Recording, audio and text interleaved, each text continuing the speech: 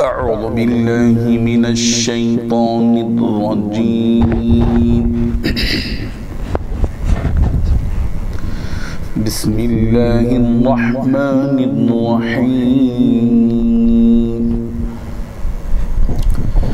إن الذين يشترون بعهد الله وأيمانهم ثمنا قليلا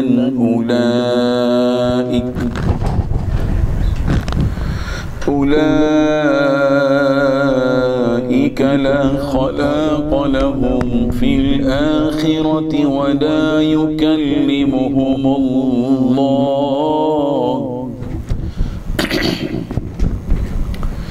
ولا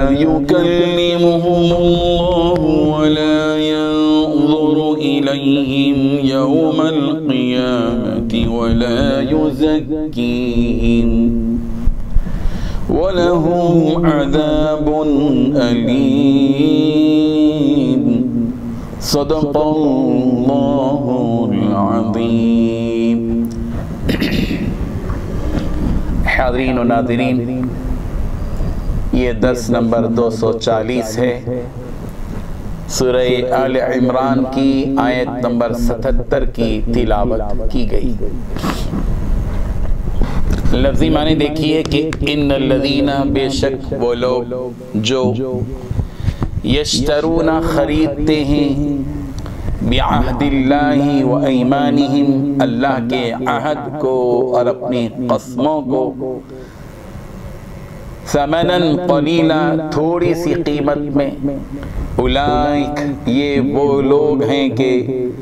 لا خلاق لہم، ان کے لیے کوئی حصہ نہیں ہے فی الآخرہ، آخرت میں، ولا یکلمہم اللہ، اور اللہ تبارک و تعالی ان سے کلام بھی نہیں کرے گا، ولا ينظر الیہم، اور نہیں اللہ تبارک و تعالی ان کی طرف نظر فرمائے گا، یوم القیامہ، قیامت کے دن، ولا یزکیہم، اور نہ انہیں اللہ پاک کرے گا،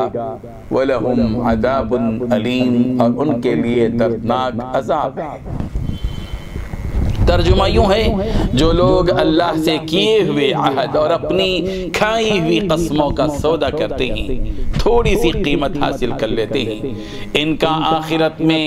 کوئی حصہ نہیں ہوگا، اور قیامت کے دن نہ اللہ ان سے محبت کرے گا، نہ انہیں دیکھے گا قیامت کے دن، اور نہ انہیں پاک کرے گا، اور ان کا حصہ تو بس عذاب ہوگا انتہائی دردناک۔ بزرگان محترم، اس آیت کو سمجھنے سے پہلے بنیادی طور پر ایک بات ذہن میں رکھیں کہ آپسی جو معاملات ہوتے ہیں ان میں ایک وعدہ ہوتا ہے اور ایک معاہدہ ہوتا ہے۔ وعدہ اور معاہدہ یہ دو الگ الگ چیزیں ہیں، ایک نہیں ہیں۔ وعدے اور معاہدے میں فرق یہ ہوتا ہے کہ وعدہ ایک طرفہ ہوتا ہے، مثلا میں آپ سے وعدہ کرتا ہوں کہ میں آپ کو فلاں وقت میں دعوت دوں گا مثال کے طور پر، تو اس کا مطلب یہ کہ اس کا پابند صرف میں ہوں، آپ نہیں، یہ ایک طرفہ ہے۔ معاہدہ ایک ہوتا ہے، معاہدہ دو قوموں کے درمیان میں یا دو افراد کے درمیان میں ہوتا ہے، اور دونوں ہی اس میں مکلف ہوتے ہیں، یا دونوں ہی اس عہد کے پابند ہوتے ہیں۔ جیسے صلح حدیبیہ کے موقع پر معاہدہ ہوا تھا، معاہدہ ہوتا ہے دو قوموں کے درمیان، دو جماعتوں کے درمیان، دو افراد کے درمیان، دو ٹیموں کے درمیان معاہدہ ہوتا ہے، اور معاہدہ دونوں جانب سے ہوتا ہے۔ اور معاہدہ ایک تو اللہ اور بندے کے درمیان میں ہوتا ہے، جیسے اللہ تبارک و تعالی نے عہد لیا بندے سے، الستو بربکم، کیا میں تمہارا پروردگار نہیں ہوں؟ قالوا بلا، انہوں نے کہا کہ ہاں۔ تو یہاں معاہدہ دونوں طرف تھا، اللہ اور بندے کے درمیان، اور ایک معاہدہ آپس میں ہوتا ہے انسانوں کے درمیان میں۔ یہاں اللہ تبارک و تعالی اس آیت میں کیا بات بتانا چاہتے ہیں، وہ یہ کہ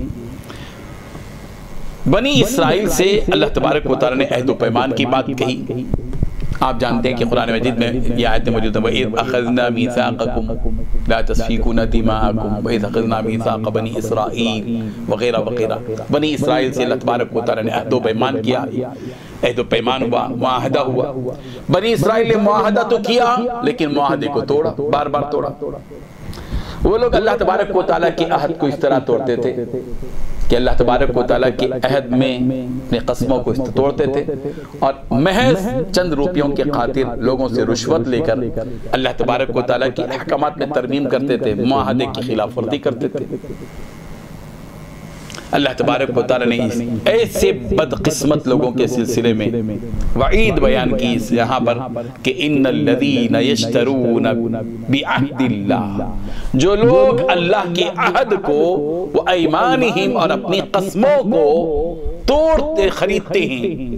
ثمناً قلیلا، تھوڑی سی قیمت، تھوڑے سے معاوضے کے عوض اللہ تعالیٰ کے عہد کو خریدتے ہیں، اللہ تعالیٰ کے عہد کو توڑ دیتے ہیں، اپنی قسموں کو توڑ دیتے ہیں، محض دنیا کی لالچ اور دنیا کی محبت کی وجہ سے تھوڑی سی متاع قلیل کے لیے، ثمن قلیل کے لیے، تھوڑی سی قیمت کی خاطر چند پیسے لے کر اپنی آخرت تباہ کرتے ہیں. اللہ تعالیٰ نے ایسے لوگوں کے بارے میں وعیدیں بیان کی ہیں، 5 وعیدیں اللہ نے بیان کی ہیں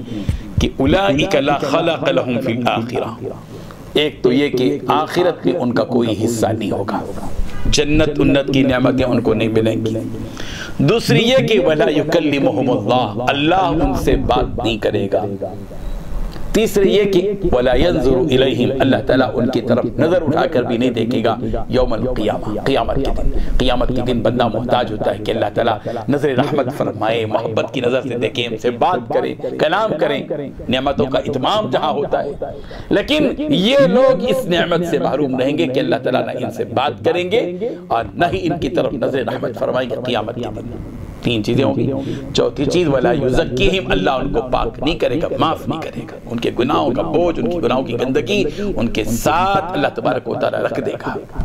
اور 5ویں چیز اللہ نے فرمائی وَلَهُمْ عَذَابٌ أَلِيمٌ، اور ان کے لیے دردناک عذاب ہوگا. ہم سب کو چاہیے کہ ہم ٹھنڈے دل سے اس آیت پر غور کریں اور اللہ تبارک و تعالیٰ نے جو ہدایت کا سامان ہمیں عطا فرمایا ہے اس میں کسی بھی قسم کی کوئی گڑبڑ دین کے معاملے میں نہ کریں